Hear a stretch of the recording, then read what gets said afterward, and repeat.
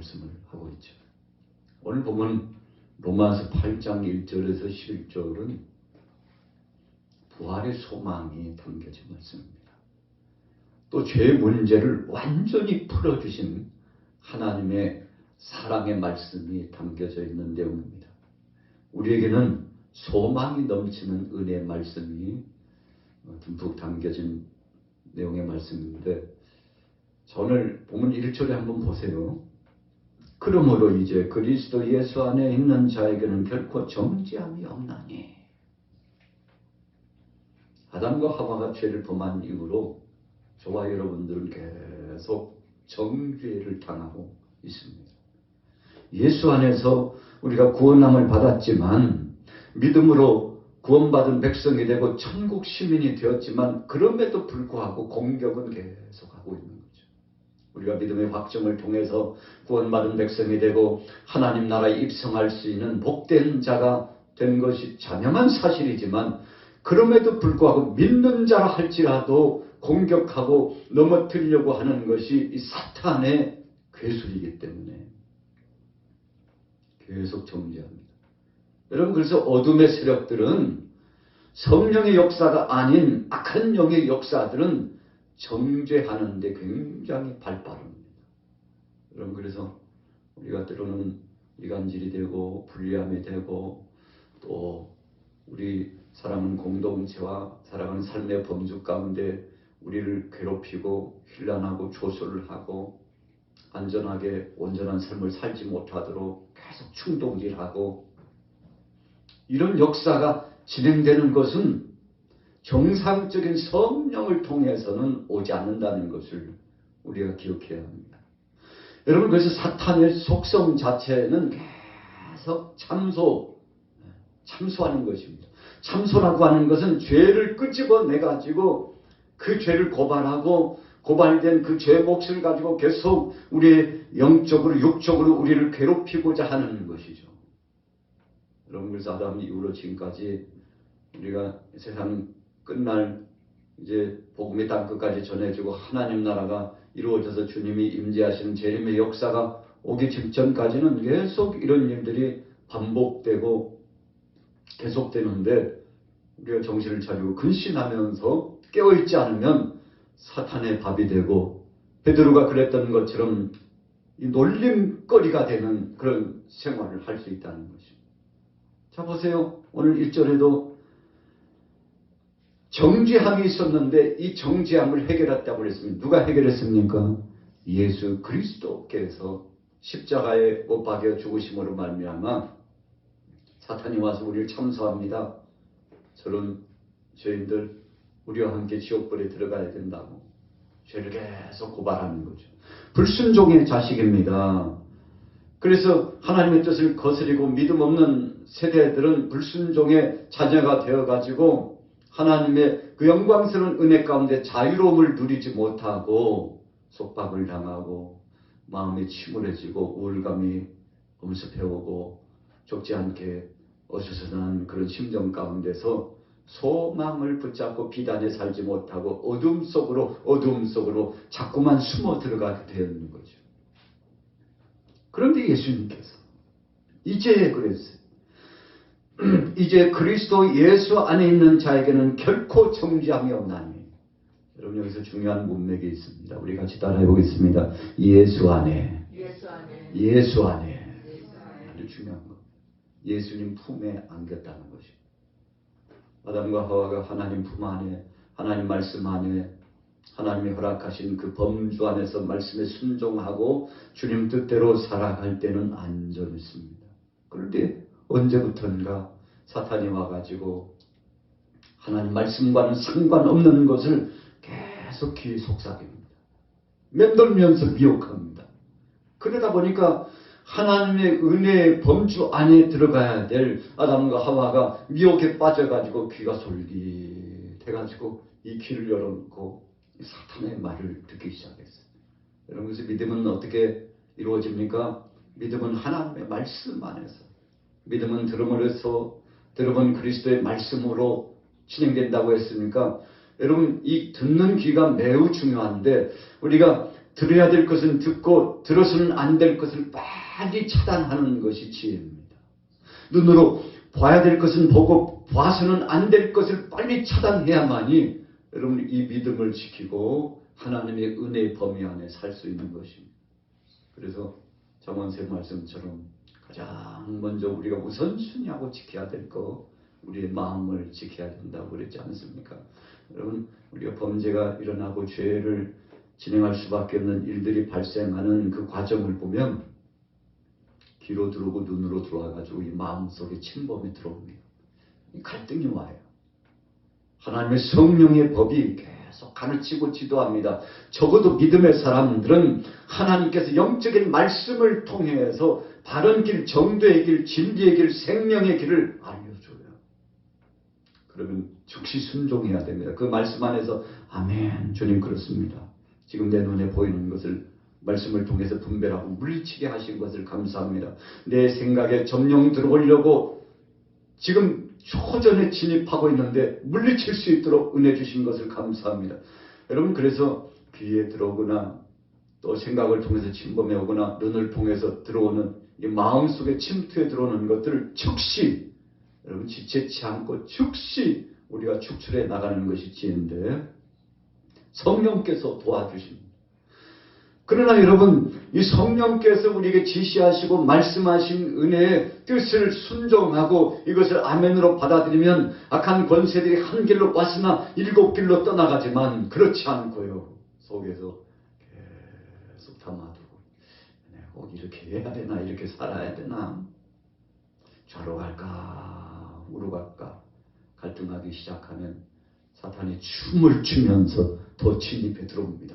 왜요? 자기 자리를 이 마음속에 내어줬기 때문에 여러분 처음에는 발 하나만 들여놨다가 나중엔 두 발이 들어오고 점점 진입해 들어와가지고 나중에는 이 안방을 차지해가지고 점령해가지고 이 속에 있는 믿음도 다 축출해내버리고 하나님의 은혜도 다 잊어버리게 하고 여러분 그래서 사탄이 우리 주님을 모시고 주님 안에서 영광된 말씀 중심으로 살아가야 될 그 자리를 늑탈해가지고 빼앗아 가게 되는데 여러분 우리는 선택적인 자유의지를 하나님께서 주셨기 때문에 결정하는 것이 우리의 마음먹기에 달려 있습니다.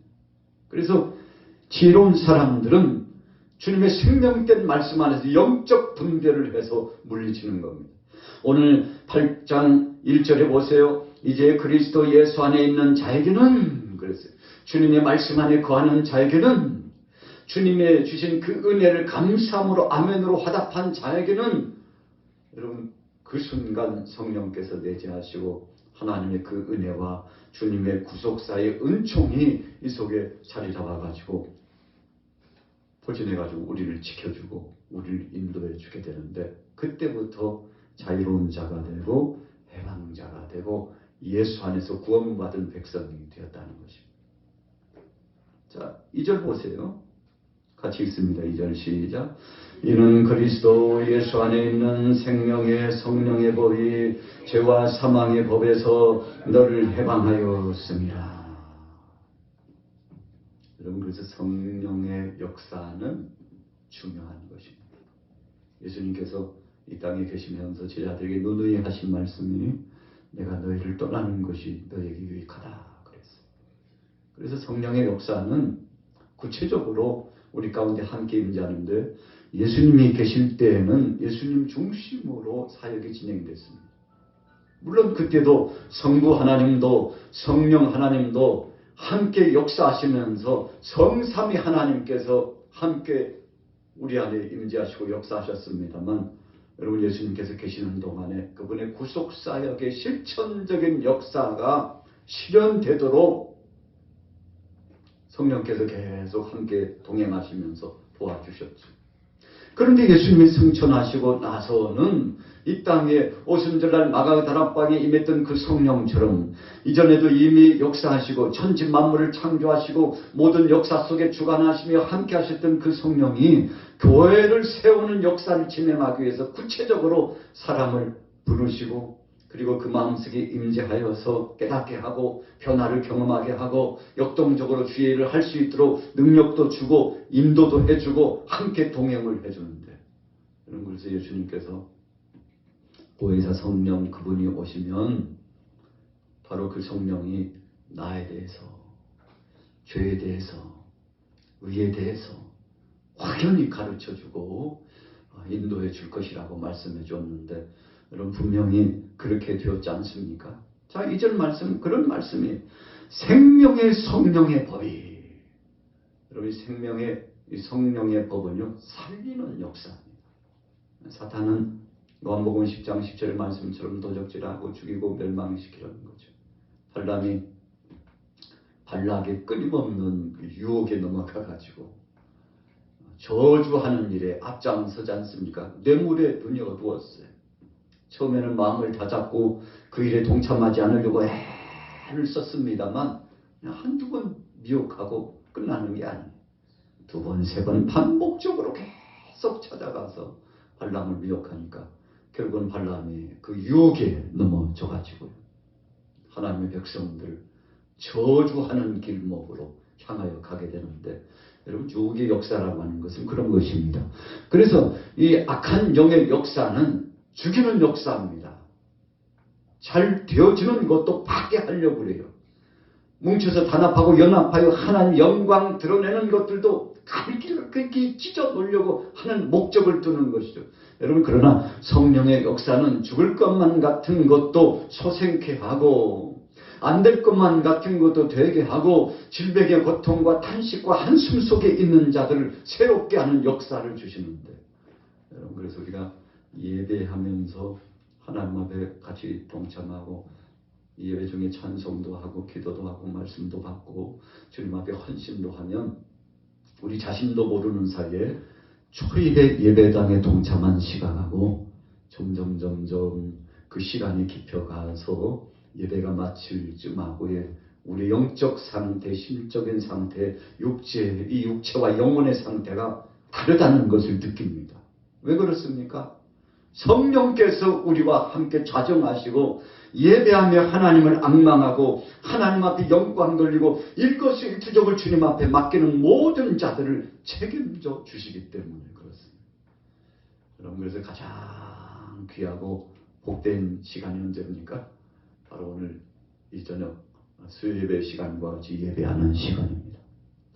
이 예배 시간에 대한 진술을 모르는 사람은 세상 것하고 이 시간을 바꿔요. 왜 바꿉니까? 가치 기준입니다. 여러분 그래서 우리의 발걸음과 행동, 이 언행심사, 행동거지는요 중요도의 차이에 따라 움직입니다. 내가 생각하는 범주에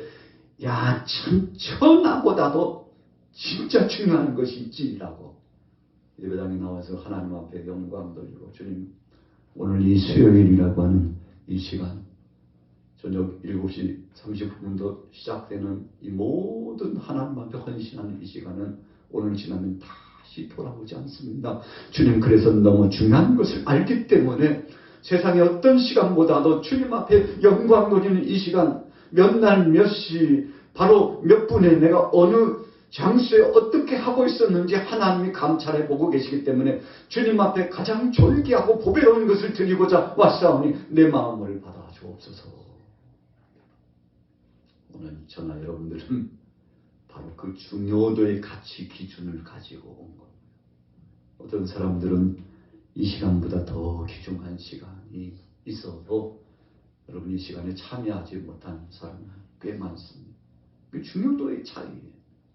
우리가 집안에서 대소사일을 정하고 일을 진행할 때요, 중요도의 차이에 따라서 순번을 정하지 않습니다. 안 돼. 이것만큼은 안 된다니까.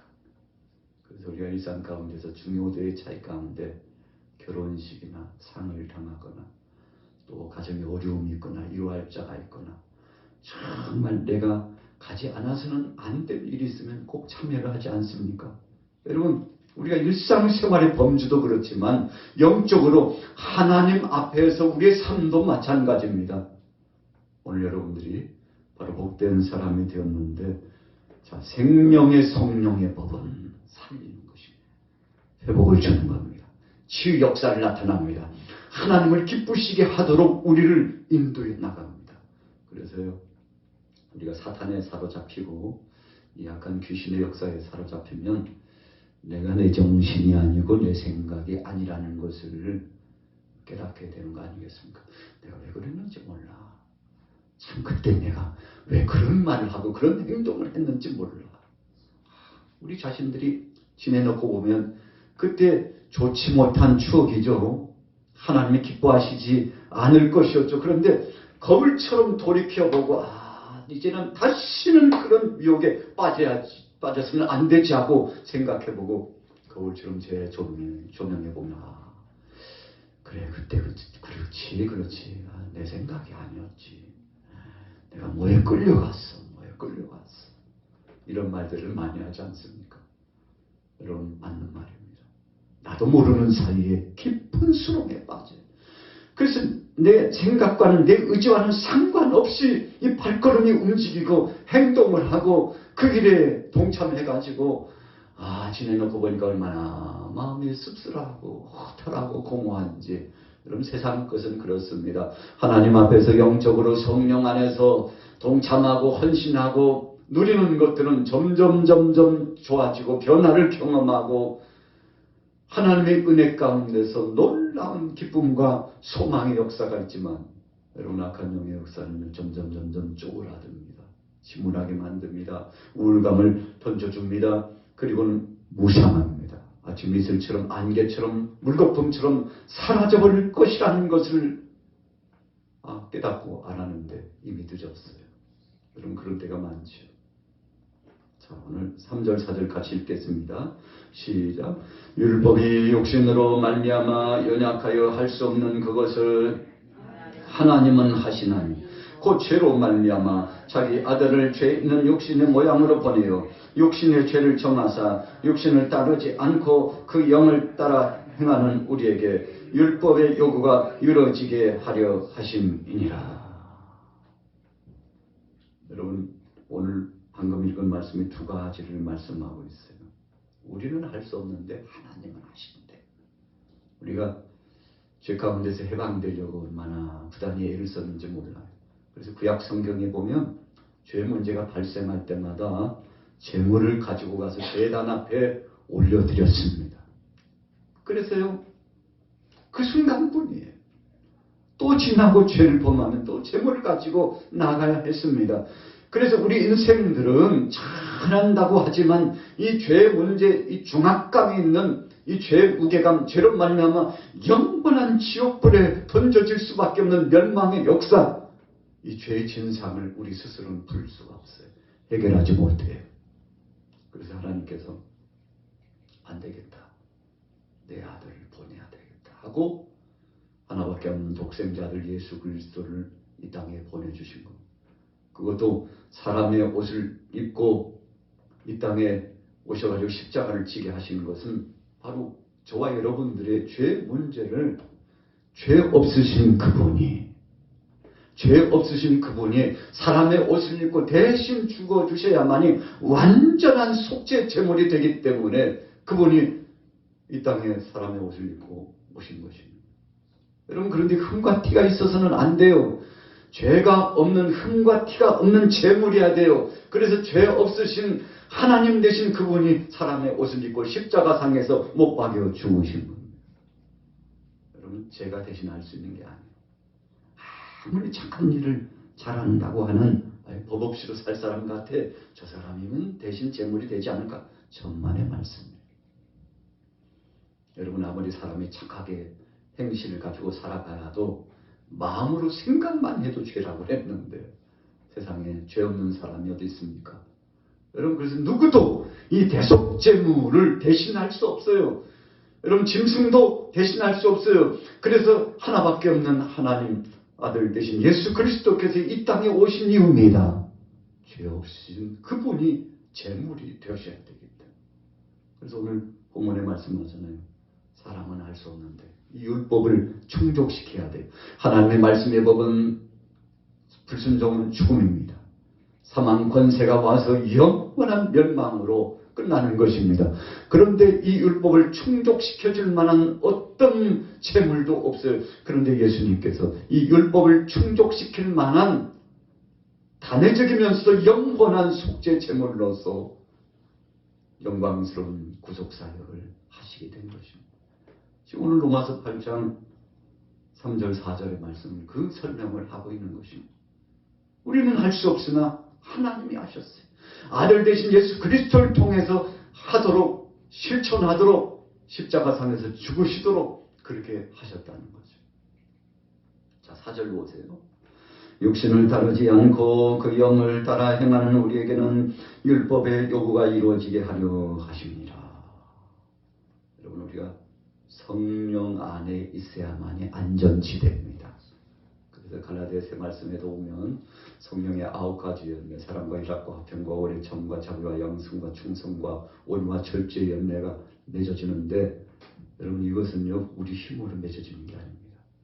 우리 같이 따라해보고 있습니다. 성령 안에, 성령 안에, 여러분, 성령 안에 맺어지는 열매입니다.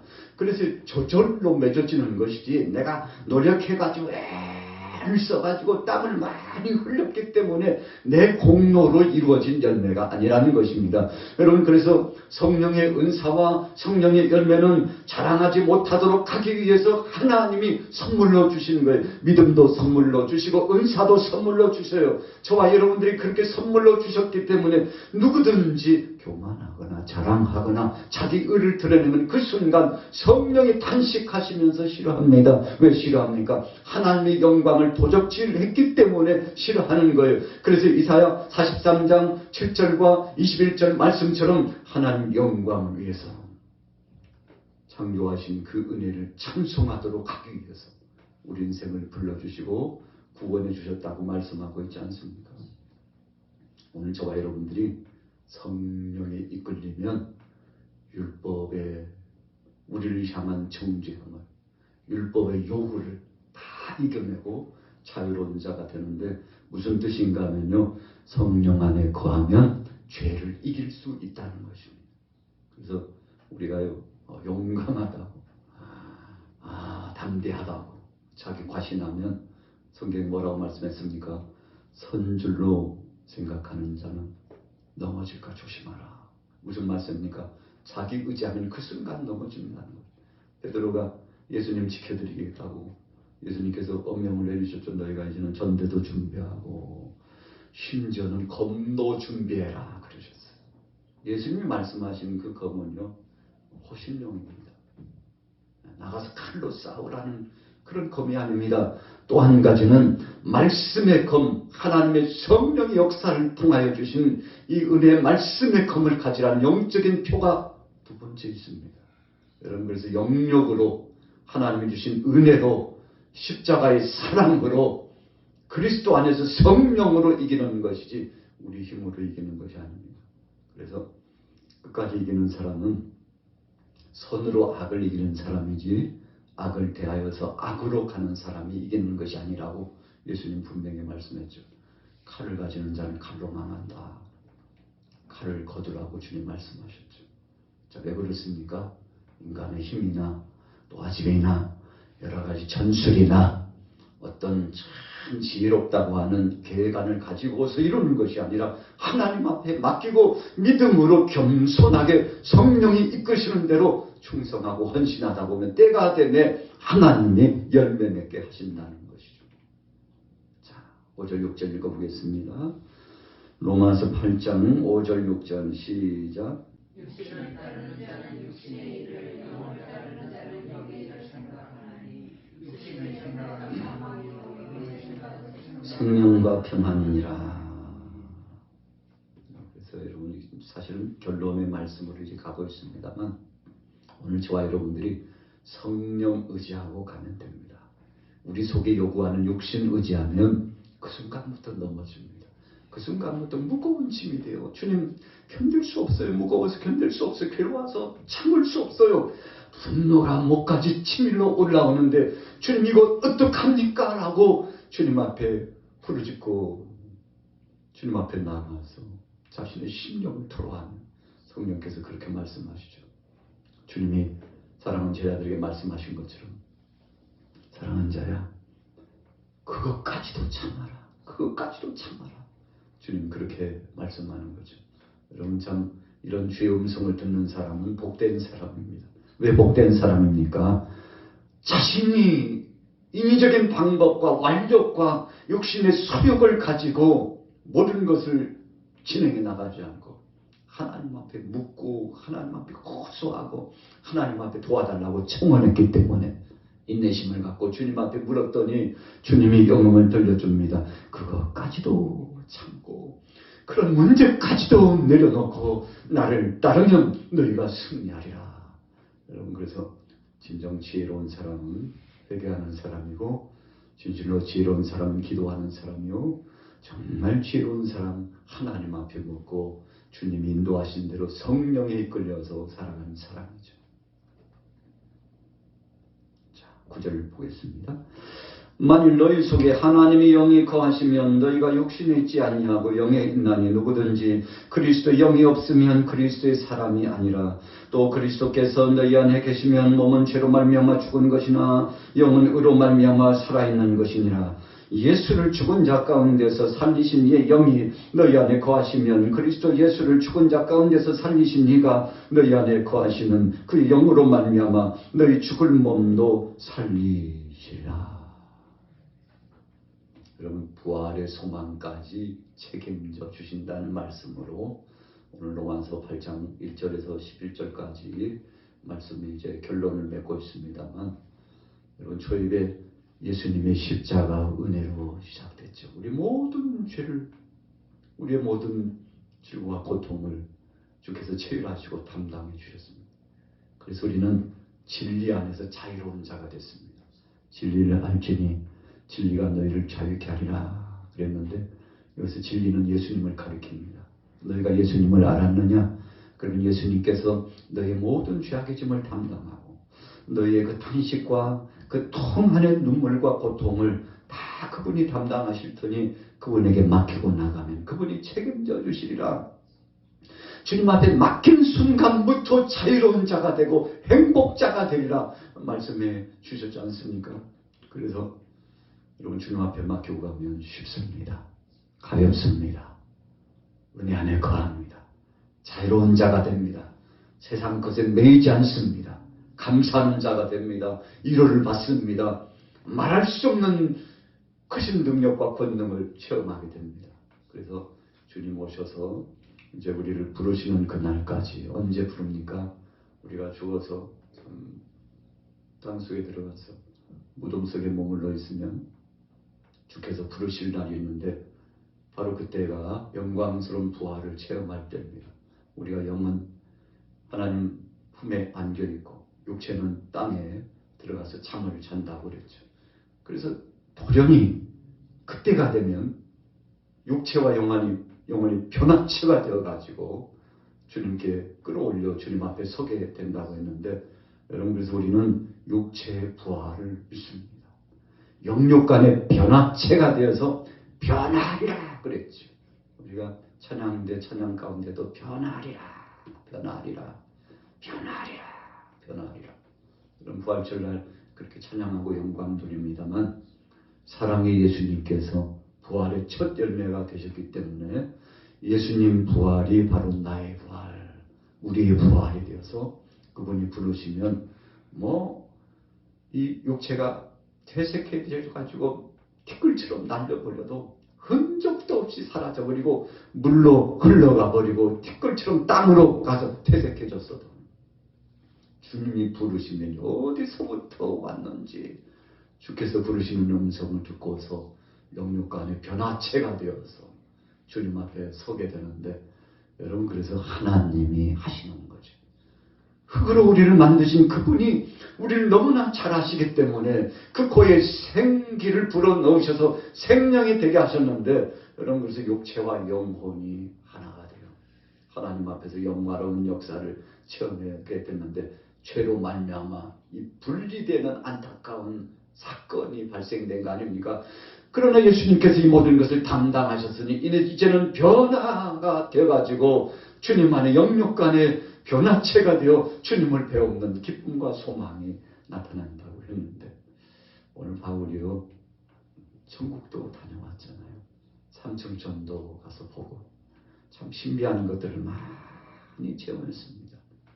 그런데 주님이 주신 소망 가운데 한 가지 예수님 부활이 나의 부활이라고 성령님이 함께 하셔서 우리의 죄의 중압감이 모든 문제를 단번에 그리고 영원히 씻어주셨다고 확증에 차가지고 오늘 로마서 8장의 말씀을 선포하고 하나님의 뜻을 전하는데 그러면서 18절 19절에 아주 유명한 말씀이 있잖아요.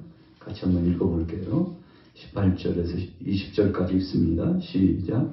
생각하건대 현재의 고난은 장차 우리에게 나타날 영광과 비교할 수 없도다. 피조물이 고대하는 바는 하나님의 아들들이 나타나는 것이니 피조물이 허무한데 굴복하는 것은 자기의 뜻이 아니요 오직 굴복하게 하시는 이로 말미암음이라. 여러분 모든 피조물들이 저도 피조물입니다. 여러분들도 피조물이에요. 하나님 이 조물주 창조주가 쪼물락 하시고 말씀으로 명령하셔가지고 이룬 것은요 다 피조물입니다. 그런데 이 모든 피조물들이 하나님의 명령 앞에 서게 되는 그 영광스러움이 있다고 하는 것입니다. 여러분 예수님께서 공생의 사역을 진행하시면서 길을 가다가 허기가 지셨는데 무화과 나무에 보니까 열매가 없어요. 예수님 저주하셨습니다. 그런데 성경에 또 뭐라고 말씀하는가 하면 무화과 나무 열매 맺는 때가 아니미러라 그랬어요. 그러면 예수님이 열매의 때가 아닌데 모르고 그러셨을까? 여러분 다른 의미예요. 주님이 명령하면 어떤 식물이든지 어떤 동물이든지 어떤 생물이든지 어떤 피조물이든지 주님이 명령하면 그 명령에 순종한다는 사실을 보여주기 위해서 제자들 앞에서 무화과 나무를 저주하셨죠. 물론 영적인 표가 있습니다. 열매 맺는 나무는 이와 같이 저주를 받는다는 말씀을 주시면서 의미 부여를 남기셨는데 또 다른 의미 부여는 주님이 명령하시면 어떤 것이든지 순종한다는 거죠. 오늘 바울이 알았어요. 주님이 명하셔서 부르시면 주님 앞에 나가지 못할 자가 누가 있을꼬. 그래서 현재 고난은 장차 다가올 영광에 비교할 수 없도다. 그래서 세상에 얼마나 고달프고 고통스러운지 참 오늘 죽었으면 좋겠다고 하는 심정이 사실은 초대교회 성도들에게 만연했잖아요.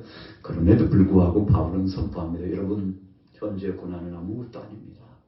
주님 나라에 가서 주님이 주실 상에 비하면 주님이 주실 영광로운 것에 비하면 우리는 상상할 수 없는 보배로운 것이 고대하고 있으니 그것을 바라보고 나갑시다.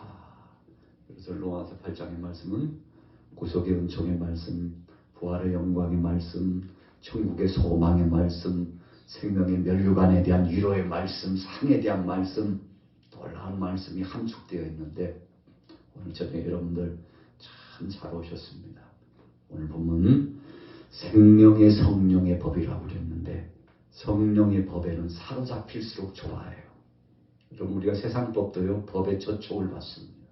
그래서 뭐 문제가 있으면요 법 조문을 가지고 당신이 이래서 이 법 조문 까닭에 죄인이라고 이렇게 법 조문을 내밀잖아요. 이런 정죄에 대한 조문이에요. 그런데 오늘 성령의 법은 생명의 법이라고 그랬기 때문에 죽을 자도 살리는 법이니 여러분 얼마나 영광스럽고 감사한 것입니까? 오늘 저와 여러분들은 살리는 법, 성령의 법 안에 주의 은혜 안에 거하게 되었으니 이번 한 주간 남은 시간도 자유롭게 믿음 안에서 승리하시고 어떤 미혹의 역사가 와도 흔들리지 말고 하늘의 신령한 소망을 가지고 나아가시기를 예수님의 이름으로 축원합니다.